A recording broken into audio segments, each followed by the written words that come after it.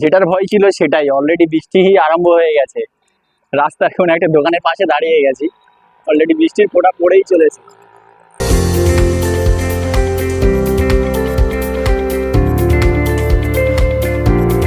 সমুদ্রের তাণ্ডবটা দেখলে বুঝতে পারবেন যে এখন নর্মাল ওয়েদার, যদি সমুদ্রের তাণ্ডব এরকমই হয় তাহলে রেমালের তাণ্ডবে সমুদ্র কি অবস্থা হয়েছিল। কি হচ্ছে মৌলানা সাহেব, কি হচ্ছে কি হচ্ছে দেখি নদীর ধারে সমুদ্রের ধারে এসে অবস্থা খারাপ। আল্লাহ যে নিদর্শন দেখেছে, তবু মানুষ কেন জানি না আল্লাহকে বিশ্বাস করে না, ভয় করে না। আল্লাহ পাক বলছে তোমরা পৃথিবীতে ছড়িয়ে যাও, দেখো আমার নিদর্শন দেখো, তারপরে তোমরা আমাকে বিশ্বাস করো আমি আছি কি না।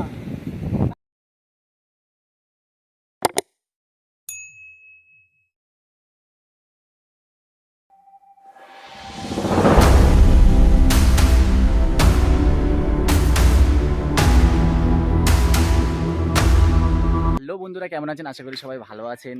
চলে এসেছি সম্পূর্ণ একটা নতুন ভিডিও নিয়ে। আজকে করতে যাচ্ছি একটা ছোট্ট ট্যুর। জায়গাটির নাম জি প্লট সমুদ্র সৈকত বা গোবর্ধনপুর সি বিচ। তো এখন নামকরণ করেছে নিউ বকখালি। আপনারা এখানে যেতে হলে কিভাবে যাবেন, কেমনভাবে যাবেন, কোন রুট দিয়ে যাবেন সম্পূর্ণ বলে দেবো এই ভিডিওর মধ্যে। তো কোথা দিয়ে যাবেন, কেমনভাবে, আমরা যেহেতু বাইক নিয়ে যাচ্ছি তো আপনাদের হয়তো ট্রেন রুটটা দেখাতে পারবো না, আমরা যাব বাই রোড। তো কীভাবে যাবেন, কেমনভাবে যাবেন সম্পূর্ণ কিছু বলেই দেবো।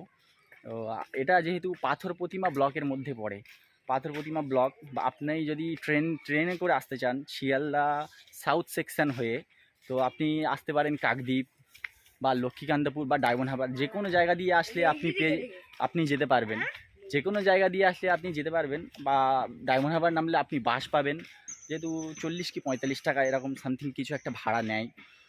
বা কাকদ্বীপ দিয়ে আসতে পারেন, ওই রকমই ভাড়া নেয় প্রায়। বা লক্ষ্মীকান্তপুর দিয়ে আপনি পাথর প্রতিমা আসতে পারেন, রামগঙ্গা যেতে পারেন, যেখান দিয়ে গেলে আপনি ওখানে পৌঁছে যেতে পারবেন। ঠিক আছে, তো আমরা বেরিয়ে পড়েছি যেহেতু আমরা, চলুন শুরু করা যাক। নতুন চলে এসছে আমাদের জিয়াদা। তো এখন কতটা লং ড্রাইভ হবে? 50 kilometre. 50 kilometre sir, 50 kilometre long drive হবে, তাই তো? চলো যাওয়া যাক, শুরু করছি আজকের route G Plot. I am ready. চলো। ওকে,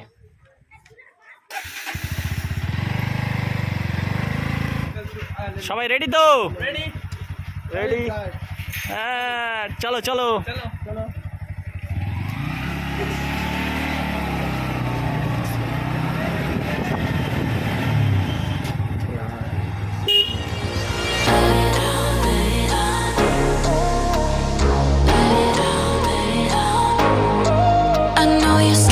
বেরিয়ে পড়েছি, পিছনের দিকে বৃষ্টি হচ্ছিল। বাড়ি থেকে দেখে বেরিয়েছিলাম যে বৃষ্টি হয়নি, রোদ চলে আছে। তো পেছনের দিকে বৃষ্টি হচ্ছিল, আপাতত একটু সামনে এগিয়ে এসেছি আর বৃষ্টি নেই, এখানে বৃষ্টি অলরেডি হয়ে গেছে। তো আরো দেখি গন্তব্য পর্যন্ত পৌঁছানো পর্যন্ত কি হয়, গন্তব্য পর্যন্ত পৌঁছাতে পারি দেখি। আগে যদি বৃষ্টি হয়, বৃষ্টির ওয়েদার যেহেতু বুঝতে পারছেন কেমন কি হয় কোনো ঠিক নেই, কখন কোথাও বৃষ্টি হচ্ছে আবার কোথাও হচ্ছে না। আমরা আছি এখন জয়নগরের ভেতরে, জয়নগর দিয়ে আমরা যাবো রামগঞ্জ, ওখান দিয়ে হেসে ব্লক। যেটার ভয় ছিল সেটাই, অলরেডি বৃষ্টি আরম্ভ হয়ে গেছে। রাস্তার কোনো একটা দোকানের পাশে দাঁড়িয়ে গেছি, অলরেডি বৃষ্টির ফোঁটা পড়েই চলেছে। এখনো অনেক পথ বাকি আছে, প্রায় 40-45 কিলোমিটার এখনো পর্যন্ত বাকি আছে।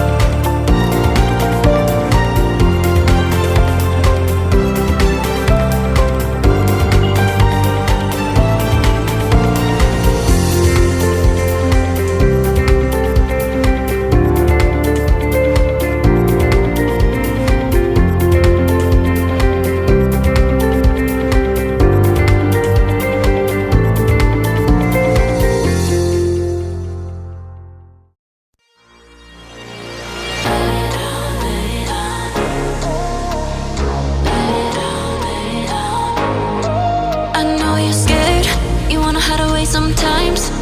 I know you heard from everyone telling you lies. So just lay down beside me, give me all your issues. I'll take them and I'll make them mine. Don't get caught up in your feelings. Just already আমরা feel পৌঁছে গেছি the Ramganga. ওয়েদারটাও খুব একটা ভালো নয়, বৃষ্টিও হয়েছে এখানে অনেক।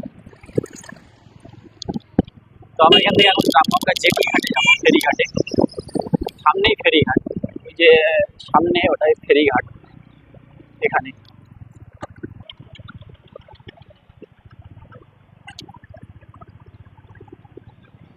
সামনেই ফেরিঘাট, এখান থেকে পাবলিক টার্ন করলেই ফেরিঘাট। ফাইনালি আমরা এসে পড়লাম রামগঙ্গা ফেরিঘাট। ওই যে দূরে যে ঘাটটা দেখতে পাচ্ছেন ওটা পাথর প্রতিমা ফেরিঘাট। লঞ্চ প্রথম ওখানে অনেকক্ষণ স্টে করে, তারপর ওখান থেকে ছেড়ে আসে আপনার রামগঙ্গাতে। ওখান থেকে ছেড়ে আপনার আসে রামগঙ্গাতে, আর এখান থেকে সঙ্গে সঙ্গে তারপর প্যাসেঞ্জার তুলে ছেড়ে দেয়। এখন সব থেকে কষ্টের বিষয় হলো এই বাইকটা আর আমাদের এই বাইকটা আমাদের তুলতে হবে এখন ওই লঞ্চে। এইটা হলো সব থেকে আমাদের কষ্টের কাজ, যেটা করতে গেলে পুরো ঘাম সরে যাবে।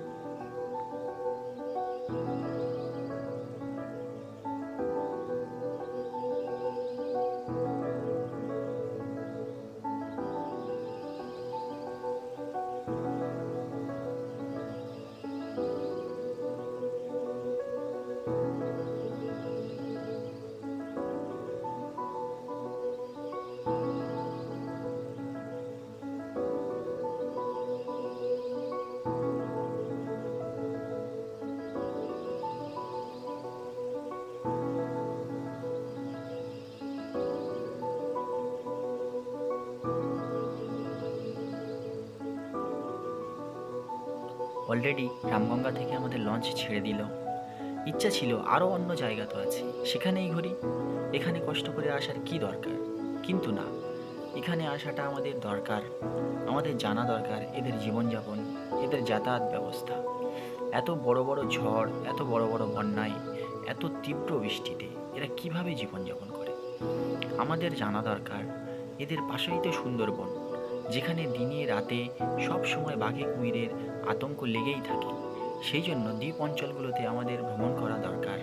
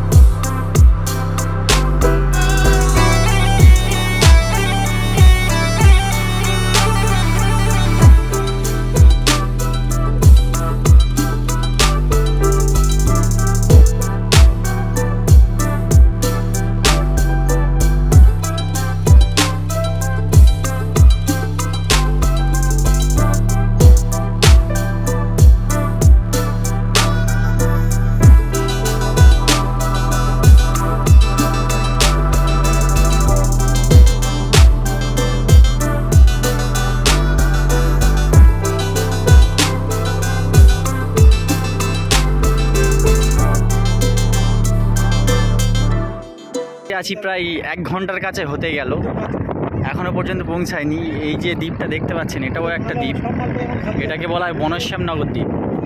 আর ওই যে এটা একটা নতুন করে ভ্যাসাল ঘাট তৈরি হয়েছে, এটা বনশ্যামনগর। এরপরে গাড়ি নিয়ে ভালোভাবে ওঠা যাবে। আর ওই যে দূরে দিয়ে যে ঘাটটা দেখতে পাচ্ছেন ওটাই হলো চাঁদমারি ঘাট, জি প্লট। আর একটাই স্টপেজ আমার আছে।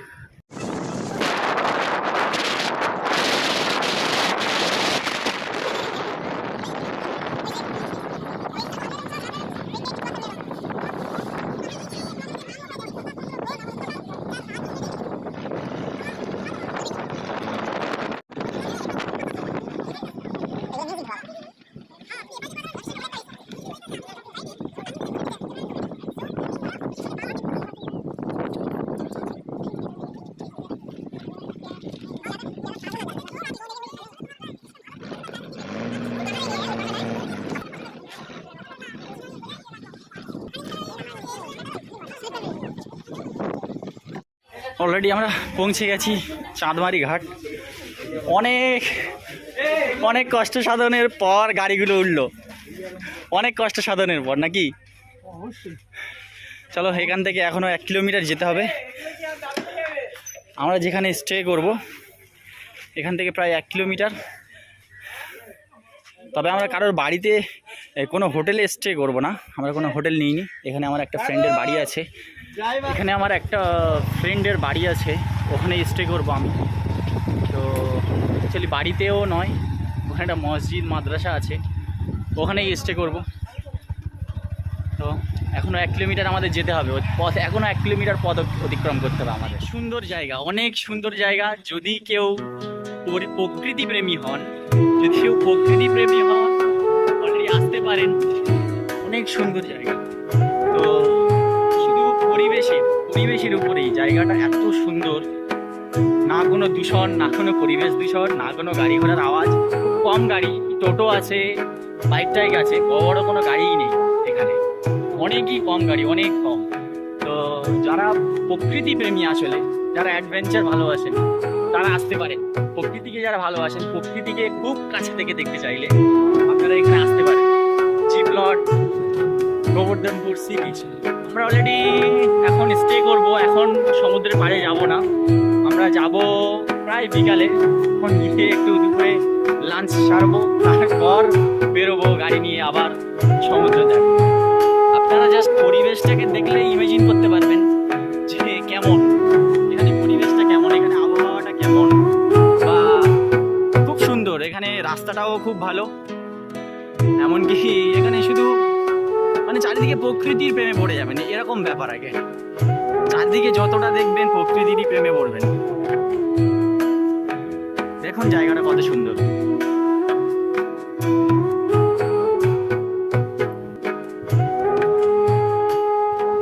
আপনারা যারা এখানে আসবেন আমি তাদেরকে সাজেস্ট করব যে আপনি ট্রেন পথে আসতে পারেন, গাড়ি পথে আসতে পারেন। বাইক নিয়ে আসলে এখানে ভ্যাসাল চলে না, যেহেতু লঞ্চে করে বাইকগুলো তুলে আনতে হয়, তো খুব কষ্ট লঞ্চে বাইক তোলা, এমনকি লঞ্চ থেকে নামানো অনেক কষ্ট, অনেক অনেক। তো যদি আপনারা এমনি গাড়িতে আসেন তাহলে খুবই ভালো হবে। হ্যাঁ, এইসব বাইকের কোনো ঝামেলাই থাকবে না, বা গাড়ি তোলার ঝামেলা থাকবে না। হ্যাঁ, ওই আপনাদের যে আগে দেখালাম যে বনশ্যামনগরে অলরেডি একটা ঘাট হয়েছে, ভ্যাসেলের ঘাট। তো ওখানেই কিন্তু ওখান থেকেই ভ্যাসেল চালু হবে। তো এখনো চালু হয়নি, যেহেতু ওখান থেকে চাঁদমারি ঘাট পর্যন্ত ভ্যাসেল আসবে। আবার ওই দিক থেকে কোথাও থেকে একটা পার করতে হবে মনে হয় গাড়ি, জানি না ওদিকে বাই রোড আছে নাকি ওখানে থেকেও কোনো নৌকা করে গাড়ি পার করতে হবে, তবে এখান থেকে ভ্যাসেল থেকে পার করা যাবে, এটা জানা নেই ঠিকঠাক মতো। তো আপাতত ভ্যাসেলের ঘাট হয়েছে, এখনো ভ্যাসেল চালুই হয়নি। তো ভ্যাসেল চালু হলে তাহলে গাড়ি নিয়ে আসলে কোনো সমস্যা হবে না। অলরেডি আমরা পৌঁছে গেছি, আর এখানেই স্টে করবো। অলরেডি আমরা পৌঁছে গেছি। চলো, আমরা কোনো হোটেল নিইনি, হোটেল ছাড়াই এখানে স্টে করবো। এটা আমার একটা ফ্রেন্ড আছে, ওর মাদ্রাসা আছে, দেখতে পাচ্ছেন এখানে মাদ্রাসা আছে, এটা মসজিদ, আর ওই যে পুকুরে ওটা মাদ্রাসা আছে। তো আমরা ওখানে স্টে করবো, এখানেই থাকবো। আর এমনকি খাওয়ার জন্য সব কিছু এনেছি অলরেডি, তো এখানেই সব কিছু রেডি হবে। দুপুরে খাওয়া দাওয়ার পর একটু রেস্ট, এখনও যাইনি সমুদ্র সৈকতে।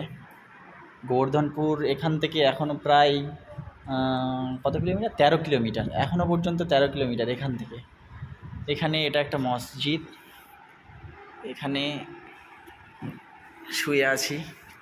দুপুরে খাওয়া দাওয়া এখানে করলাম, অলরেডি আমরা আসার আগেই আমাদের খাওয়া রেডি হয়েছিল।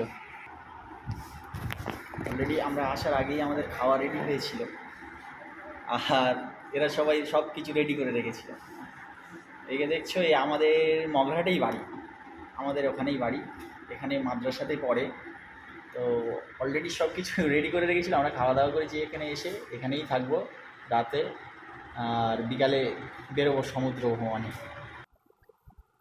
আর হ্যাঁ, আরেকটা কথা, এই জি প্লট দ্বীপে যারা আসবেন আর কি, তারা একটু সাবধানে থাকবেন, যে এই জি প্লট দ্বীপ বা এর আশেপাশে যত দ্বীপ আছে, রাক্ষসখালী, বনশ্যামনগর, কে প্লট, এল প্লট, যত যে দ্বীপগুলো আছে, যত ট্যুরিস্ট আসবেন, যারা ঘুরতে আসবেন, একটু সাবধানে থাকবেন যে তারা নদীতে, এই যে আপনারা যে নদী ধরে আসবেন, এই নদীর ধারে কেউ না নামে। কারণ এখান থেকে বেশ প্রচুর এরকম ঘটনা আছে।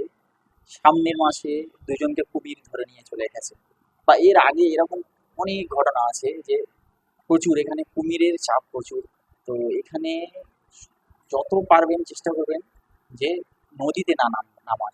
কারণ সমুদ্রে নামবেন, সমুদ্রে তো সেরকম কিছু থাকে না, বা সমুদ্রে ওসব কিছু ভয়ও নেই। তো নদীতে কেউ নামবেন না। সামনের মাসে দুজনকে ধরে নিয়ে চলে গেছে। তাই তো, সামনের মাসে তো, সামনের মাসে কজন না, দুইজনকে ধরে নিয়ে গেছে, দুইজনকে। তো সাবধানে থাকবেন, সতর্ক থাকবেন, ভ্রমণের উদ্দেশ্যে এসে কারোর ক্ষতি না হোক এটাই চাই। তো একটু সাবধানে থাকবেন। অলরেডি এখান থেকে বেরিয়ে পড়লাম সমুদ্রের উদ্দেশ্যে, যাবো এখন গোবর্ধনপুর সমুদ্র সৈকত। তো এখান থেকে প্রায় 12-13 কিলোমিটার হবে প্রায়। তো চলুন, দেখা হচ্ছে সমুদ্রের পাড়ে গিয়ে।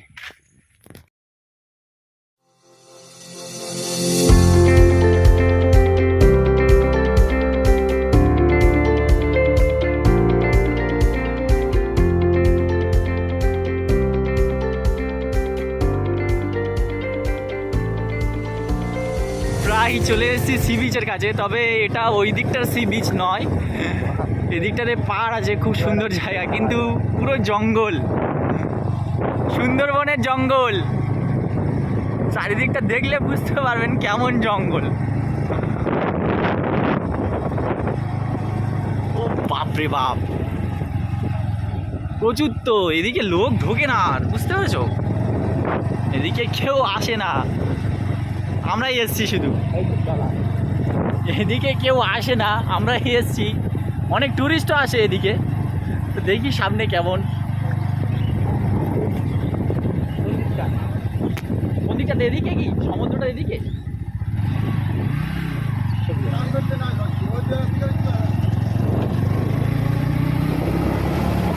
নতুন জায়গা, ভালো লাগছে।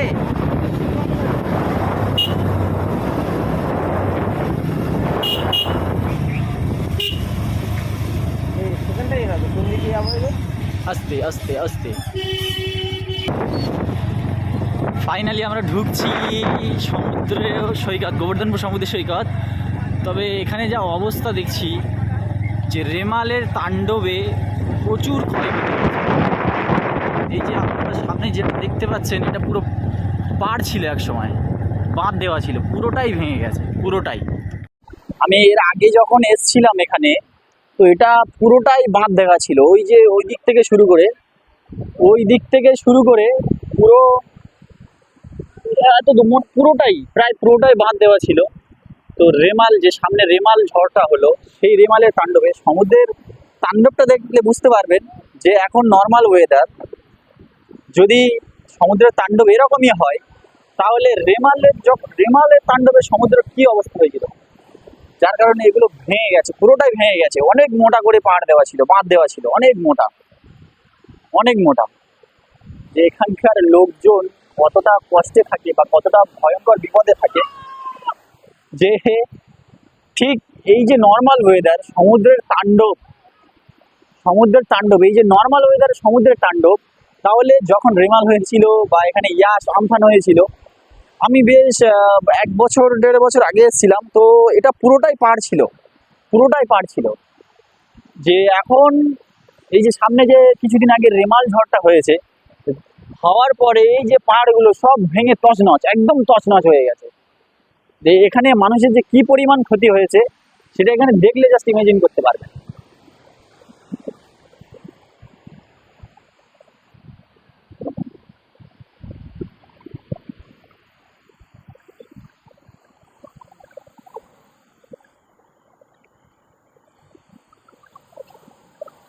সমুদ্রের ঢেউয়ের জাস্ট অবস্থাটা দেখুন, সমুদ্রের ঢেউয়ের অবস্থা খুবই খারাপ, খুবই ভয়ানক, খুবই ভয়ানক, খুবই ভয়ানক দৃশ্য। এখান থেকে কিন্তু বকখালিও দেখা যায়, জাস্ট একটু জুম করছি আপনারা বুঝতে পারবেন। ওই যে দূরে যে পার্টটা আপনার দেখা যাচ্ছে ওটা বকখালি, আর এটা নিউ বকখালি। চিন্তা করুন একবার যে এত মোটা মোটা ঢালাই, এত মোটা পাড় ছিল, এটা আপনারা প্রথম না দেখলে বুঝতে পারতেন না। এমনি জাস্ট দেখুন বুঝতে পারবেন যে কত মোটা পাড় দেওয়া ছিল, এমনকি ঢালাইও ফেলা ছিল। এই যে ঢালাই কংক্রিট সব ভেঙে, স্ল্যাবগুলো ভেঙে সব পড়ে আছে, ভেঙে পুরোই ভিতরে ঢুকে গিয়েছিল রেমালের সময়। আমরা তো সেরকম হয়তো বুঝতে পারি না যে ঝড়ের তাণ্ডব কেমন ক্ষতি হয় কেমন কি। সব থেকে পরিবেশের সঙ্গে মোকাবেলা তো এরাই করে যারা এই সমুদ্রের পাড়ে বাস করে।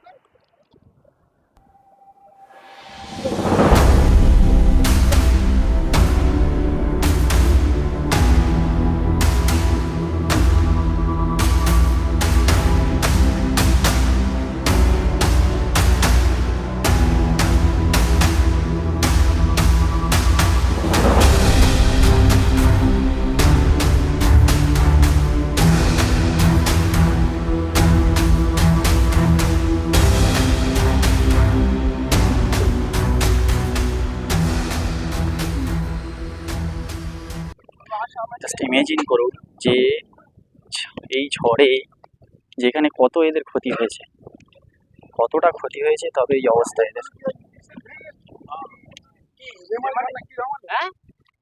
এই রেমালেই ভেঙেছে কি এগুলো? নদী না কি কয় যে দেন ওকে নদীকে বিশ্বাস করে কখন কি হবে কোয়া যায়। কোথায় বাড়ি? তো এখানকার লোকাল লোকদের থেকে জানতে পারলাম যে রেমালে তো কিছুটা ক্ষতি হয়েইছে। তো সমুদ্রের এত ঢেউ, এত তেজ, ঢেউয়ের তোড় এত যে তোড় থেকেই পুরো বাঁধ ভেঙে গেছে, পুরো বাঁধটাই সমুদ্রের ঢেউ থেকে ভেঙে গেছে। তো রিমালেও ক্ষতি হয়েছে বেশ কিছুটা, আর এমনি সমুদ্রের ঢেউয়েও অনেকটা ক্ষতি হয়েছে। এখান থেকে এখন বেরিয়েই গেলাম, গিয়ে ওদিকটাতে আরেকটা বিচ আছে যেটা হলো মেন বিচ, গোবর্ধনপুর সমুদ্র সৈকত। তো ওদিকটাতেই যাচ্ছি। প্রায় সন্ধ্যা হয়ে এসছে, তো এখনো ঘুরছি সি বিচে। সামনে দেখতে পাচ্ছেন গোবর্ধনপুর সি বিচ।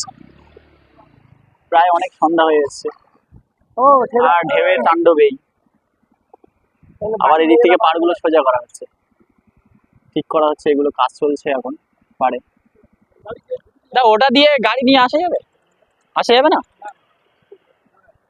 তো আমরা এদিকটাতে এসে ফেঁসে গেছি। সি বিচটা ওই দেখা যাচ্ছে সামনে, গাড়িও যাবে না, সব ভেঙে গেছে এখানে ঢেউয়ের তাণ্ডবে।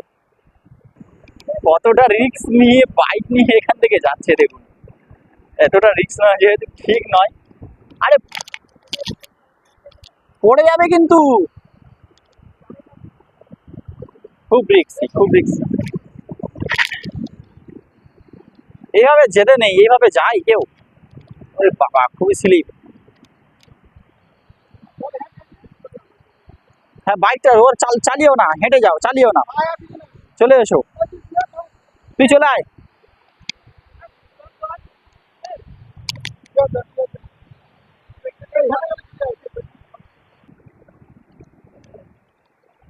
এদিক থেকে এসে প্রচুর ফেঁসে গেছি, আমাদের ঢোকা উচিত ছিল ওদিক থেকে, তো আমরা ঢুকেছি এই দিকটা থেকে।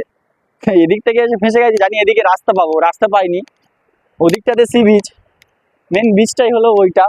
হ্যাঁ, তো এদিকে এসে দেখছি সব ভেঙে গেছে। রাস্তা ছিল এখানে, রাস্তা ছিল, সব ভেঙে গেছে, ভেঙে ঢেউয়ের তাণ্ডবে সব ভেঙে গেছে। এখন এই অবস্থায় যে গাড়ি হাঁটিয়ে নিয়ে যেতে হচ্ছে। সি বিচটা ওদিকে যাই, দেখি কি অবস্থা হয়। ওই গাড়ি হাঁটিয়ে নিয়ে যাচ্ছে।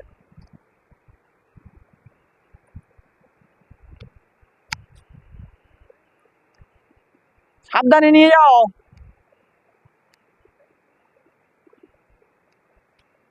প্রায় সন্ধ্যা হয়ে গেছে, সন্ধ্যা ছুঁই ভাব। ওই একটা গাড়ি যাই করে আনছে, দেখি কি হয়। ভিডিও হয়ে যাচ্ছে, কেমন ফেঁসে গেলাম, খুব বড় ফেঁসে গিয়েছি। মামা কেমন লাগছে? মামা কেমন লাগছে ফেসে গিয়ে? আর আসবে এরকম ফাঁসবে আর আরে মামা, কিন্তু এটাও কিন্তু একটা অ্যাডভেঞ্চার হলো নাকি? হ্যাঁ বুঝি, এটা অ্যাডভেঞ্চার হলো তো। হ্যাঁ নেবো, আমাদের দোস্ত। চলো আস্তে আস্তে নামো, চলো নামো। সন্ধ্যা হয়ে গেল।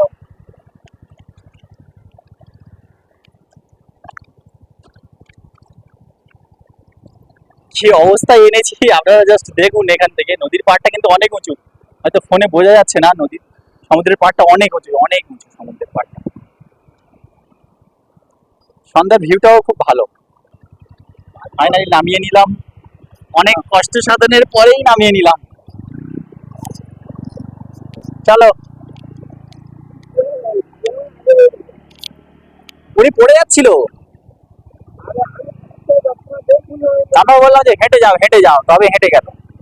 আমি আর হুজুর বললাম হেঁটে যাও। সমুদ্রের বিচে গাড়ি চালানোর ফিলিংসটাই অন্যরকম। ওই ধার দিয়ে চলো, ধার দিয়ে, এদিকটাতে গেলে প্রায় নরম মাটি পাবে, নরম বালি। ওই ধার দিয়ে চলো, ধার দিয়ে শক্ত, হ্যাঁ ধার দিয়ে একটু শক্ত বালি পাবে।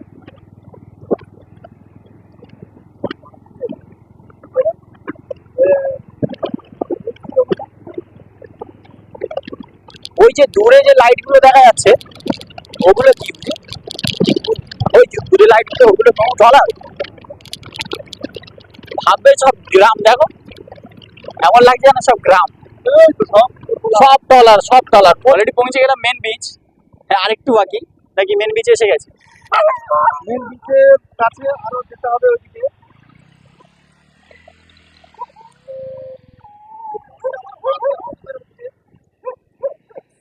পুরো সন্ধ্যা হয়ে গিয়েছে, আশেপাশে দেখছেন পুরো একদম অন্ধকার, একদম অন্ধকার হয়ে গেছে, একদম অন্ধকার হয়ে গেছে। এদিকে চলছে আমাদের নামাজ পড়ার তৈয়ারি, তাই তো? নদীর কিনারে নামাজ পড়ার তৈরি চলছে। এখানে চলছে আমাদের নামাজের তৈয়ারি, মাগরিবের নামাজ। পুরো সন্ধ্যা হয়ে গেছে, সন্ধ্যা, পুরো সন্ধ্যা। ঘুরতে ঘুরতে আমাদের চাকিদা শেষ, আর শরীরে তেজ নেই, পেটেও খিদেও লেগে গেছে মনে হয়। তো অতগুলো খাওয়ালাম, তাও কি এখনো খিদে পেয়েছে? সমুদ্রের বিচে যা হাওয়া, যা পুরোপুরে হাওয়া, তো এখান থেকে কি হচ্ছে মৌলানা সাহেব? কি হচ্ছে? কি হচ্ছে? দেখি নদীর ধারে, সমুদ্রের ধারে এসে অবস্থা খারাপ। এটা কিসের ফুল হচ্ছে? আতাল কুরসি কি হচ্ছে? হাওয়া, এই হাওয়া লাগে, কিন্তু না আল্লাহর কুদরতে হাওয়া দিতেই হবে। এই পাথরটা দেখো, একবার এই পাথর দিয়ে ঘুরে দিলেই সত্যি খুবই মজা। চারিদিকটা অন্ধকার হয়ে গেছে, তাই জন্য দেখাতেও পাচ্ছি না। খুবই মজা, খুবই মজা, প্রচুর অন্ধকার হয়ে গেছে চারিদিকটা। আর আমাদের ব্যাটেল গ্রাউন্ড বসে গেছে অলরেডি সমুদ্রের হাওয়া খেতে। এই কেমন লাগছে সমুদ্রের পাড়ের অনুভূতিটা? বলার মতো না। সমুদ্রের পাড়ের অভিজ্ঞতা বা অনুভূতিটা কেমন লাগছে? আগে তো দেখিনি, তবে এতটা সুন্দর লাগছে যে প্রকাশ করা যাচ্ছে। জানলা থাকবে, কাউকে যে বোঝাবো আমি, কিভাবে বোঝাবো, কীভাবে করতে হয়, সেটা এখনই আমি বুঝতে পারছি আসার পরে। তো বলছি ভাই, যতজন আসবেন এখানটায়, তারা এই উপভোগ আর এই সৌন্দর্যরা, আল্লাহর নিয়ামতটা তারা যেন নিতে পারে, উপভোগ করে যাবে, সবাই উপভোগ করে যাবে। আমাদের ডাক্তারবাবু কিছু বলতে চাই। ডাক্তার সাহেব আপনি কিছু বলেন। আল্লাহর যে এই কুদরত, এই যে আল্লাহদের কুদরত কারিশমা, এর শুকরিয়া করে শেষ করা যাবে না ইনশাআল্লাহ। এই যে প্রাকৃতিক দৃশ্য, আল্লাহ যে নিদর্শন রেখেছে, তবু মানুষ কেন জানি না আল্লাহকে বিশ্বাস করে না, ভয় করে না। আল্লাহ পাক বলছে তোমরা পৃথিবীতে ছড়িয়ে যাও, দেখো আমার নিদর্শন দেখো, তারপরে তোমরা আমাকে বিশ্বাস করো আমি আছি কি না। সমুদ্র পাহাড় থেকে রওনা দিচ্ছি এখন বাড়ির দিকে নয়, যেহেতু যেখানে আছি, যেখানে স্টে করেছি ওখানে রওনা দিয়েছি। তো দেখি ওখানে আবার খাওয়া দাওয়ার ব্যবস্থা করতে হবে। ওখানে দেখি কি ব্যবস্থা করা যায়। রাত্রে বিরিয়ানির প্ল্যান আছে, তো যাওয়া যাক। তো আজকে এসে গেছি আমাদের গন্তব্যে। দেখি কি রান্না হচ্ছে।